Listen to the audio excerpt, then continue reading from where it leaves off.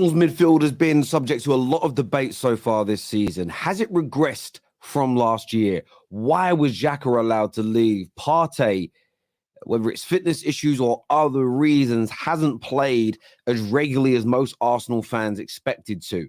There are still big question marks over Kai Havertz. Is he the right guy for the job? What is his predominant position? And where will Declan Rice play? Although he's been a revelation, where will he play?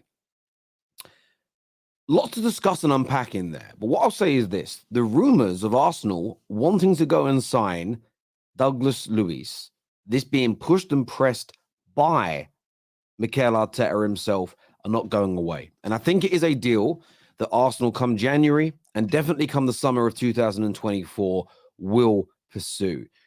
Douglas Luiz is flying in the Unai Emery team at the moment. There is goals from him. There is match-winning performances. There is dominance in that midfield area. I look at Thomas Partey in this Arsenal squad, and I think we're now starting to understand why Arsenal considered selling him in the summer. And this has nothing to do with technical ability. This has nothing to do with performances or even a bad patch that led to the collapse in the title race last year. I think it is more to do with one of the most important abilities out there, and that is availability. He's had injury problems in the past. He's getting older, and it does feel like that's continuing. Arsenal fans want to see a Partey, Rice, Odegaard midfield. But if Partey's injuries persist, how is that ever going to be possible? So I do think an additional player in that midfield area is going to be needed. Arsenal fans know, we as football fans know, that the likes of El Neni are not going to be good enough. None of us are convinced about Kai Havertz. Not even the most diehard Arteta fan, Arsenal fan is convinced by that signing from a midfield point of view. But Douglas Luiz linked to Arsenal again, and this report on a podcast via 90 Min stated that Arteta personally wants him and is pushing for this deal to get done. So I'd love your opinions on that in the comments section below right now, people. Smash like buttons as well for us on the show. And we're going to stay with Arsenal and go into the Chelsea situation as well, because a few of their stories are very much interlinked this morning. We are going to touch on Manchester United as well, with two big stories coming out surrounding them. Some positive news for Arsenal fans today comes from Fabrizio Romano, who claims that Arsenal, after securing the deals for Odegaard, Saka, and William Saliba, are now looking to move forward and get a done deal for a new contract in relation to Ben White. And again, I think this is another piece of fantastic business from Arsenal, a player who came in for £50 million. There was a lot of question marks over. There was a lot of concern and worry as to whether or not he could live up to expectations. And I think so far has been a resounding success at Arsenal. Finding someone better than him with as much, if not more, versatility is going to be very, very difficult indeed. So I do believe securing him to a new deal not only helps Arsenal on the field of play, but also protects the asset should somebody want to come in and sign him, or if the return of Urian Timber happens and he outs him from his position and Ben White becomes surplus to requirements, which could happen. Either way around is a win-win for Arsenal. So this done deal being worked on, being close, is more positive news for the Gooners. Now, two potential exits from Arsenal that I want to get your opinions on as well, people. By the way, remember, check out our TikTok. Scan that QR code. Go check it out right now. Chelsea considering a January move for Aaron Ramsdale. This comes at the same time as many reports coming out of Chelsea that they are fully behind Sanchez. Sanchez is seen as a number one for the future. They believe there's a huge amount of ability in this guy. So why suddenly Chelsea linked to Ramsdale? I personally think this is to try and create more problems at Arsenal. So I think it has nothing to do with Chelsea. I think Chelsea are being linked to him because Sanchez has had some hairy moments of late. But what the media are here doing is they're creating an additional divide. They are pushing in a narrative. They're trying to throw fuel on the fire over the ensuing debate around Ramsdale or Raya. Should Raya have been purchased? Who should play? Will Raya stop making mistakes? Linking Ramsdale to a move away, especially to a rival like Chelsea, is going to trigger Arsenal fans into going, hang on, but what if Raya doesn't get any better? And we end up annoying Ramsdale and he leaves. Remember Liverpool? When they didn't actually sign somebody, but they pursued Gareth Barry, and it annoyed Xabi Alonso so much, he left. Xavi Alonso so much, he left.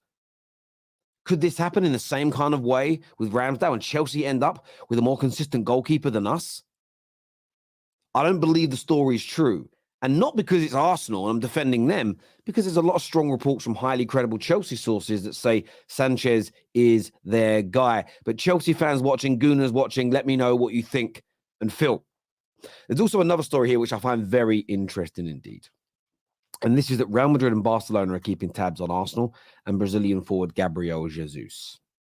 And the reason why I find this interesting is that so many rivals of Arsenal tell them that Gabriel Jesus is pants, that he's had barely any impact, doesn't score enough goals, isn't of high quality, and they ignore every element of this player that's top class. I will admit he isn't the most prolific striker in the world. I don't think anybody is claiming that. Although his goal return for the games that he's played at Arsenal isn't exactly horrendous. But it's his overall attributes, what he brings to the team. And what I find ironic about Gabriel Jesus is the hypocrisy that I see from football fans on social media. There are certain players who don't pass eye tests, who may score a lot or assist a lot, and people say, but stats don't matter. It's about their overall impact on the game. Then you get somebody like Gabriel Jesus, who has good statistics, but generally speaking, has a very positive aspect on the game, whether it's his hold-up play, linking the ball, being that conduit between the midfield and the attack. He's pressing, he's running, how he helps keep the shape. And all these elements in 2023 are exceedingly important parts. I always said this about Man City and Liverpool. They're great teams over the last 5 years. The most important aspect of their team is their work rate and running, getting back into shape out of possession, pressing the balls at the right time, and being an absolute menace for 90 minutes. And Gabriel Jesus epitomizes that at Arsenal. So I'm not surprised Real Madrid and Barcelona are looking at him. This is going to be another new deal that Arsenal have to get done and keep at the club. Whether they go and buy a prolific number 9 or not is irrelevant. They must keep Gabriel Jesus. I think he'll be imperative for them moving forward. But let me know what you all think and feel below. Now, moving to Manchester. First story got to address.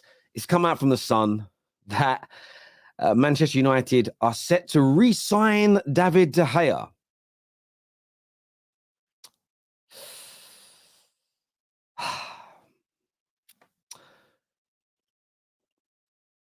Can't happen, won't happen. Can't happen because this would damage credibility in the manager so much. It would be seen as such a mistake to have let him go. It will apply. It would, if we signed the new goalie in January that was better than Onana in the contemporary sense of the word, so better shot stopper, better at command in his box, better with his feet, then I'd be up for it. I would always be up for improving a position, even if it's 6 months after you sign somebody else. Don't care. I'm about my club.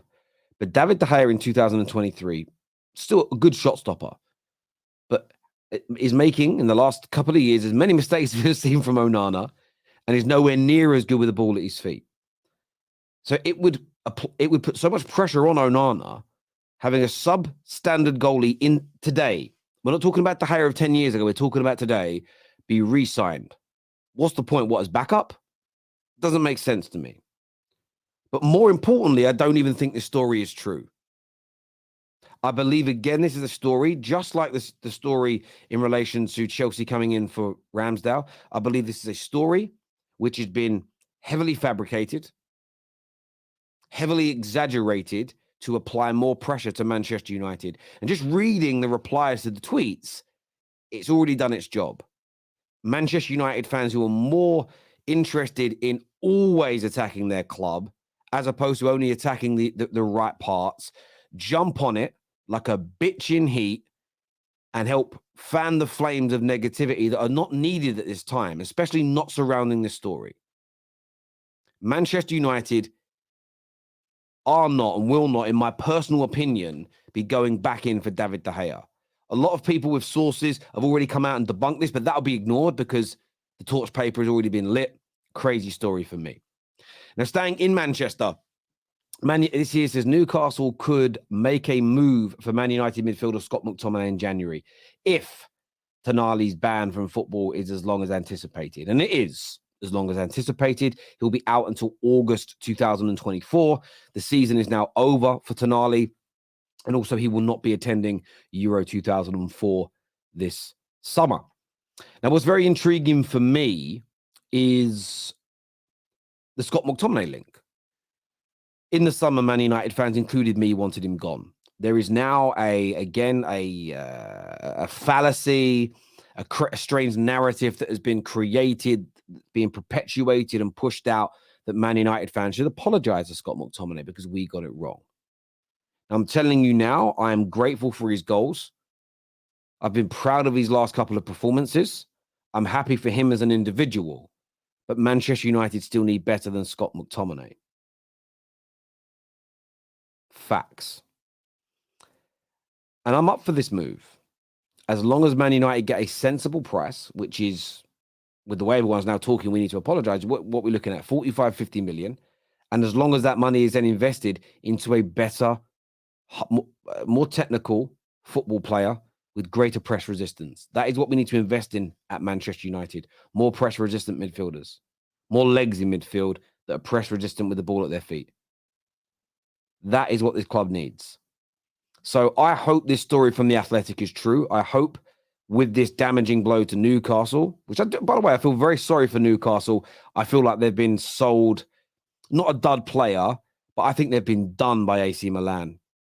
I think they've been done, and I think they should be. I mean, the great thing for Newcastle, they have owners with more money than God, and they should be investigating this with every inch of their lives to find out whether they've been hoodwinked and then taking this matter further. And they've got the money, by the way, to tie this up in courts for years. I would personally do it as a complete side issue away from the team because I think they've been dupes. Personal opinion, not stating a fact, just a personal opinion. In case I get another email from another governing body threatening me, it's an opinion, and that's it, it's just an opinion. So I feel sorry for them, but I hope they do come in for Scott McTominay. I really, really do. As ever, my people, hit the like buttons. It really helps the channel. Make sure you're leaving your comments below, and subscribers, turn on bell notifications as well. Until next time, take care. Goodbye. God bless, and we'll see you all again soon.